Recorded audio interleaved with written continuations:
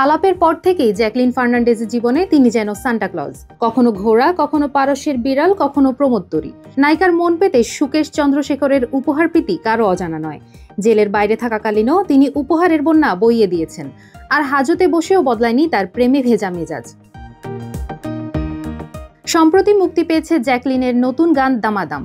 গানটি ইতিমধ্যে ভালো সাড়া পেলেও সুকেশের চোখ আরও বড় লক্ষ্যে।